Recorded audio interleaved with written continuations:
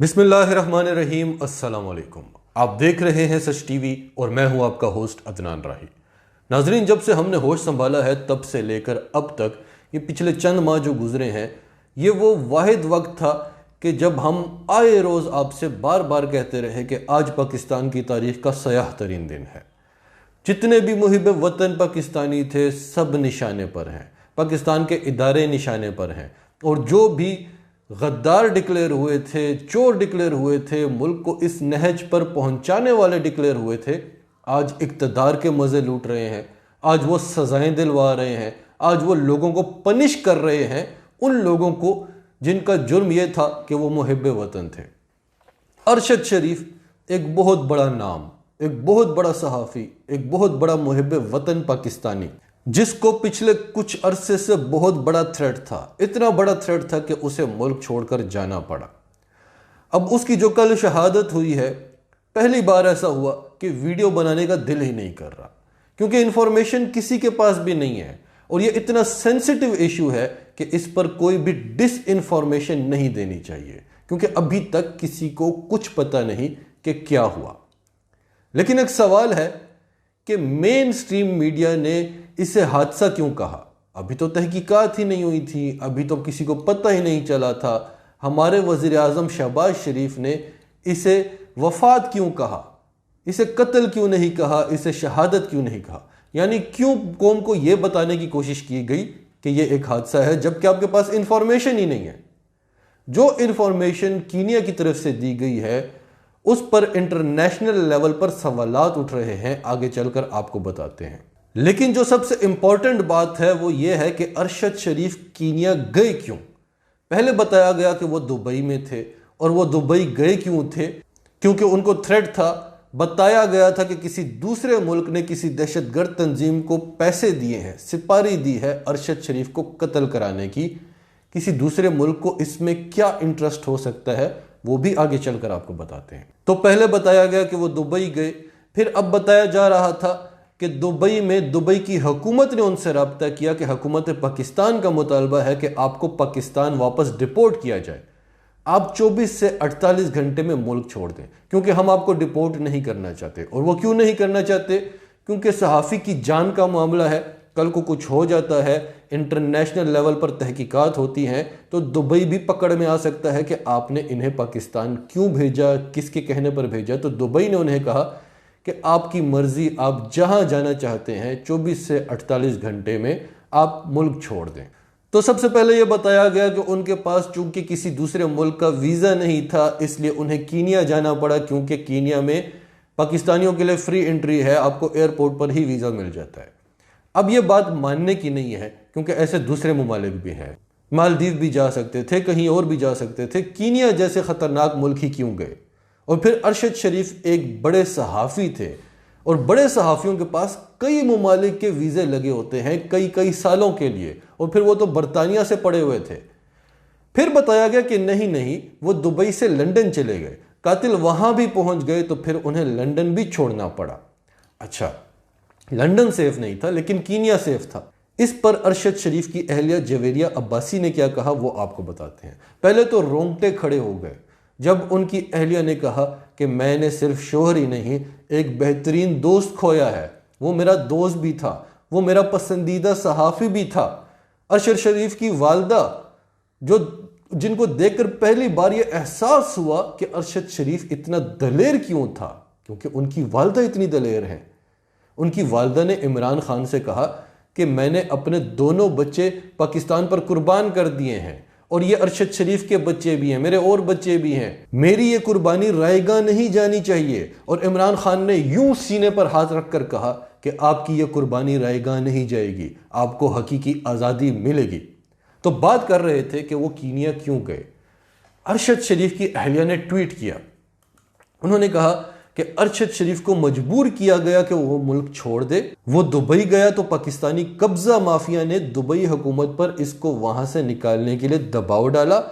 अरशद शरीफ London चला गया, कातिल वहां भी पहुंच गए। हमदर्द बनकर कुछ लोगों ने कीनिया शिफ्ट होने का मशवरा दिया, फिर वहां ले जाकर इसको मरवा दिया गया। वो कौन है जो सहाफियों को कीनिया जाने के मशवरे देकर मार रहा है?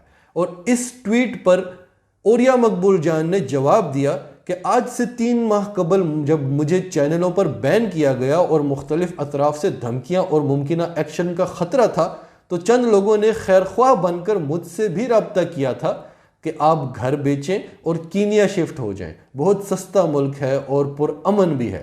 آج ارشد شریف کی موت کے بعد سب یاد آ رہا ہے۔ پہلی بات تو یہ کہ آپ کو کس نے کہا کہ کینیا پرامن ملک ہے؟ پھر ان کا قتل کیسے ہوا؟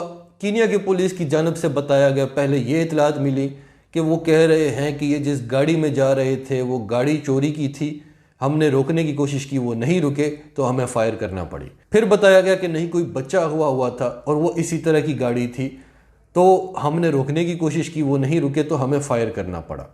پھر وہاں کے صحافیوں نے بتایا کہ جو گاڑی چوری ہوئی تھی وہ مل چکی تھی اور جو بچہ ہوا تھا وہ بھی مل چکا تھا۔ پھر بتایا گیا کہ کوئی ناکہ نہیں تھا، سڑک پر پتھر رکھے ہوئے تھے، اور حسن رضا دنیا نیوز سے وہ بتاتے ہیں کہ انہیں باقاعدہ روکا گیا، ان کی شناخت کر کے انہیں مارا گیا۔ بھئی اگر کوئی گاڑی نہیں رک رہی تو آپ اس کا پیچھا کریں، اور آپ نے فائر بھی کرنا ہے تو اس گاڑی کے ٹائر پر فائر کریں، اور پھر آپ نے ڈرائیور کو بھی نہیں مارا۔ پھر یہ بھی بتایا گیا کہ ان کے ساتھ کوئی ڈرگ ڈیلر بیٹھا ہوا تھا تو آپ اسے مارتے، آپ نے ارشد شریف پر ہی کیوں گولیاں چلائیں؟ اور ایک نہیں 17 گولیاں چلائیں، جن میں سے بتایا جا رہا ہے کہ 9 انہیں لگیں۔ اور اب جو الجزیرہ کی لیٹسٹ رپورٹ آئی ہے اس میں بتایا جا رہا ہے کہ کینیا کی پولیس خود ایکسپٹ کر رہی ہے کہ ہمیں آرڈر دیا جاتا ہے فلاں شخص کو مار دو، اور ہم شوٹرز ہیں، ہم اسے پکڑتے نہیں ہیں، ہم مار دیتے ہیں۔ یہ الجزیرہ رپورٹ کر رہا ہے۔ اب اس سب کے بعد ارشد شریف کی اہلیہ کی ایک اور ٹویٹ ہے جو غور طلب ہے۔ وہ کہتی ہیں کہ کینیا کے صحافیوں کے مطابق ارشد شریف پاکستان میں اعلیٰ حکام کو مطلوب تھا کیونکہ وہ ان کے کرپشن کیسز پر ڈاکومنٹری بنا رہا تھا۔ یہ اطلاعات بھی ہمیں ملی ہیں کہ کچھ کرپشن پر ایک کوئی مووی بن رہی تھی، ڈاکومنٹری بن رہی تھی، اس حوالے سے کچھ ضروری دستاویزات تھیں، وہ لینے ارشد شریف کینیا گئے تھے۔ تو ان کی مسز بتا رہی ہیں کہ ارشد کو کینیا میں ٹریس کر کے پولیس سے قتل کروایا گیا۔ اس سے پہلے 12 انڈین صحافی 90 دن سے لاپتہ ہیں۔ 12 انڈین صحافی 90 دن سے لاپتہ ہیں۔ واقعات میں کینیا کا صدر ملوث ہے۔ وہ کون ہے جو اختلاف رائے پر قتل عام کروا رہا ہے ہمارا؟ اب ناظرین یہ بات غور طلب ہے۔